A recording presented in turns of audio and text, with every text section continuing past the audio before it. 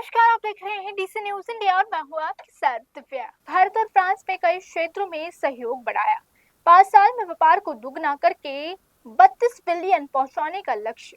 Bharat France संबंध प्रधानमंत्री नरेंद्र मोदी और फ्रांस के राष्ट्रपति एमिल मार्कन के बीच बातचीत के बाद भारत और फ्रांस ने अगले 5 वर्षों में अपने सालाना द्विपक्षीय व्यापार को दुगना कर 32 बिलियन तक पहुंचाने पर सहमति जताई है। साथ ही उन्होंने टेक्नोलॉजी, इनोवेशन, डिफेंस के क्षेत्रों में कई नई पहल की घोषणा की है। दोनों नेताओं ने 13 अहम नतीजों की घोषणा की है, जिसमें Bharat France innovation road map, एक joint artificial intelligence working group बनाना, फ्रांस में भारत के यूपीआई पेमेंट सिस्टम का विस्तार करना, तो वही व्यापार को लक्ष्य हासिल करने के लिए एक हाई लेवल मैकेनिज्म बनाना शामिल है।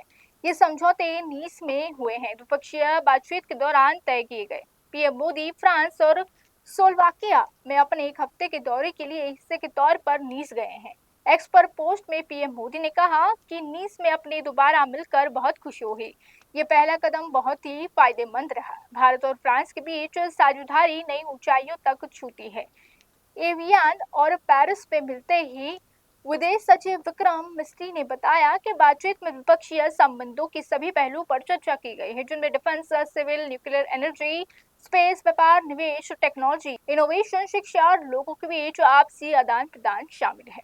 भारत और फ्रांस ने एआई गवर्नेंस, रिसर्च, डेवलपमेंट, क्षमता निर्माण और इंडस्ट्री के बीच आदान प्रदान सहयोग के लिए joint artificial intelligence working group बनाने की भी घोषणा की है।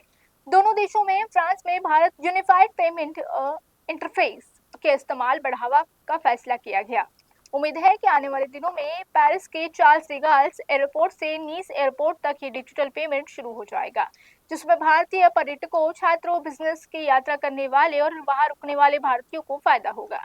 घोषित नतीजों में कानपुर इलेक्ट्रॉनिक्स और जुड़े क्षेत्रों में स्किलिंग के लिए इंटरनेशनल सेंटर ऑफ एक्सीलेंस की स्थापना भी शामिल है। इसका मकसद एविएशन, एरोस्पेस और मेंटेनेंस सेक्टर को वर्कफोर्स डेवलपमेंट मजबूत करना है। तो अभी के लिए बस इतना ही। देश और दुनिया की तमाम बड़ी खबरों के लिए रुक कीजिए डीसी न्यूज इंडिया।